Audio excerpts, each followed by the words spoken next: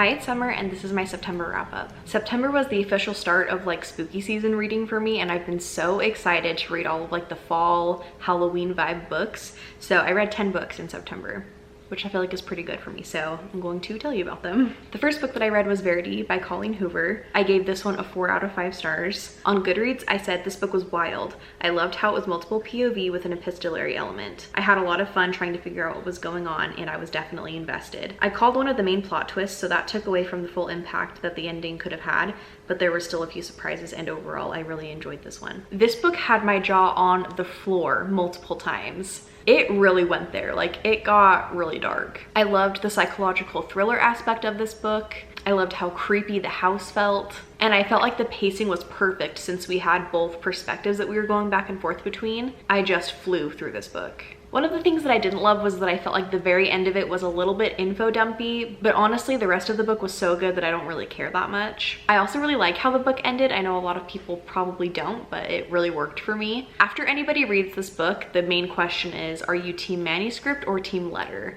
And I think that I'm team manuscript. But I really liked this one. I think about it all the time and I gave it 4 out of 5 stars. But like now that I'm thinking about it, it might be closer to like a 4.5. Next, I read Dark Matter by Blake Crouch. I say this every time I hold this book up in a video, but I have had this book on my TBR for so long. So it was nice to finally read it, and I've been wanting to check out Blake Crouch for a long time just because I love sci-fi, and this book was definitely a fun time. It was very intense though, like I was getting so stressed out for this main character. I also just realized that I didn't even tell you what Verity is about. I think that Verity is popular enough that I don't really need to give a synopsis for it. This one though is about a guy who one day wakes up in a life that is not his own. He has a different job, a different family, and it's about him trying to get back to his life. On Goodreads, I said I really enjoyed this one. It was so interesting and thought-provoking. I could really empathize with the main character and the stakes felt very high. I was on the edge of my seat multiple times. I will say the pacing in the first half of the book was not my favorite. I think if you know the basic premise of this one, you'll just be waiting for the main character to catch up with you. The second half was really good though, and I can already tell that I'll be thinking about this book for a long time. I gave this one 4 out of 5 stars as well.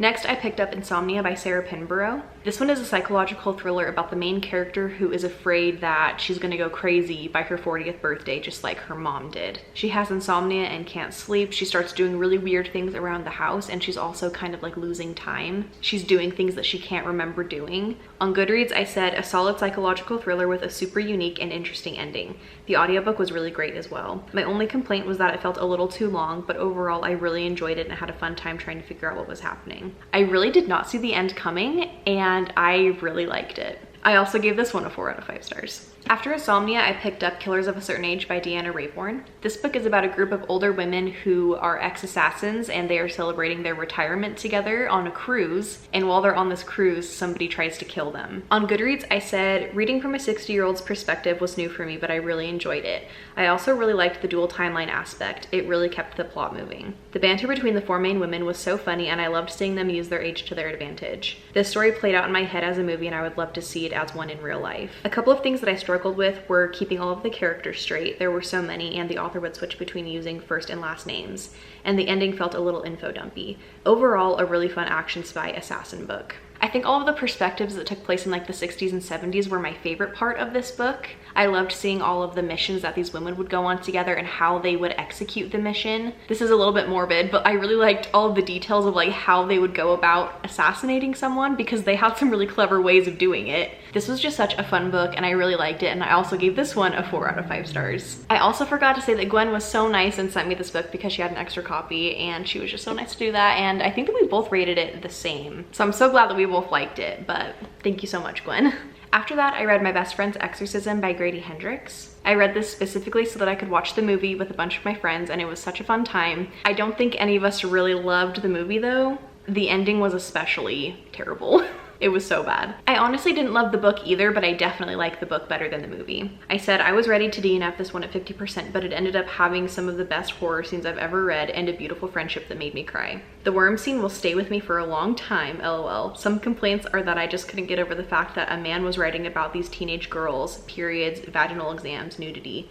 I know there was no ill intent on his part, but it just felt weird. I wasn't a fan of the pacing in the first half, and I was so sick of all the gaslighting adults. The exorcism scene was amazing, but I didn't care for the ending of the book. Definitely some of my favorite horror moments, but unfortunately not a favorite book. I'm definitely glad that I read it though. But I really couldn't give it any higher than a 3 just because there were so many things that I had problems with. I really loved the friendship though, and that's kind of one of the things that I was sad about in the movie, is that you don't get that much of like their backstory, which I understand you can only do so much in a movie adaptation. But I felt like the ending of this book had the impact that it had, or like not the very end, but like the exorcism part. That had so much impact because of all of the friendship stuff that they've gone through earlier on in the book that you hear about and see happen. And so in the movie, I just really didn't feel like it had that much of an impact. I hated in the beginning of this book that I had so much with E.T. because I freaking hate E.T. He is so scary and I hate him. I'm sorry if you love E.T., but I really don't. I forgot to say what this one is about too, but honestly the title kind of says it all. So anyway, 3 stars. I liked it. After that, I read Survive the Night by Riley Sager. This book takes place almost entirely in a car. It's about this girl who's going to college and her best friend recently was murdered and she's having a hard time dealing with all of it, and so she decides that she just needs to leave the school. She can't be there any longer. So instead of getting a ride from somebody that she already knows, she ends up getting a ride home with a total stranger, and things just go from there. On Goodreads for this one, I said I was ready to DNF at 50%, but every time I was about to stop, something crazy would happen to make me keep reading. Charlie was so dumb and made the worst decisions. I also really didn't like how the unreliable narrator aspect of this book was done. The last third saved it a little for me, and I enjoyed the plot twists. I gave this one a 3 out of 5 stars, but I'm kind of tempted to bump it down to like a 2.5. Next, I read Comfort Me with Apples by Catherine M. Valenti. This is a short story about a woman living in the perfect neighborhood. I said this was such an unsettling horror story. It's only 112 pages, but the plot and world building fit perfectly. The vibes were 10 out of 10, and I also loved the writing. The ending was so good too. I really don't want to say too much about this because it is so short. I don't want to give anything away. This was just such a weird book, and it just threw you right into the middle of the story. I really enjoyed the writing style, like I said, and I want to pick up more by this author. If you want a really quick, creative, and unique horror story to read, this is definitely it. This one is a second chance romance that takes place in this really cute small town around Halloween. The main character is a witch and she puts a hex on her ex-boyfriend, and it ends up being a lot stronger than she thought, and so she has to help him break it. For this one, I said the small town vibes were perfect and the spicy scenes definitely delivered. I had a fun time, but I don't know how memorable this one will be. I liked it, but it's not an all-time favorite. I gave this one a 3 out of 5 stars. After that, I read Practical Magic by Alice Hoffman. I've loved this movie since I was a little kid, so I decided that I finally should just pick up the book that it's based on, and I honestly kind of wish that I hadn't. I did like the writing and there were some cute parts, but I just didn't really like this book.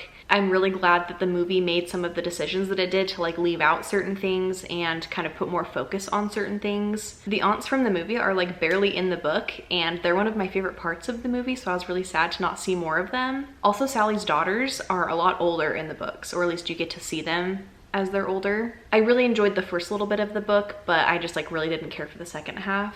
I gave it a 2.5 out of 5. And then the last book that I read was The Book of the Most Precious Substance by Sarah Gran. I had such high hopes for this book. It sounded so weird and I was so excited for it. And sadly, it just like did not fully deliver for me. This book follows Lily, who's a book dealer. She ends up taking on this job to find this like super rare book. There are only a few copies in existence. Some of them have been destroyed and they're really hard to track down. And if you do find it, it's super expensive. The book is called The Book of the Most Precious Substance, and it's supposed to be like a sex magic book. There are all of these steps that are in the book that you have to complete, and once you do the last step, you just have access to power. Allegedly though, nobody really knows for sure what happens when you do the last step because it hasn't really been like documented, and not very many people have really completed it, at least successfully. This book really explores money and power and how it can ruin people. There's also obviously a lot of sex in this book, but it definitely wasn't like reading a romance book with smut in it. It felt very different.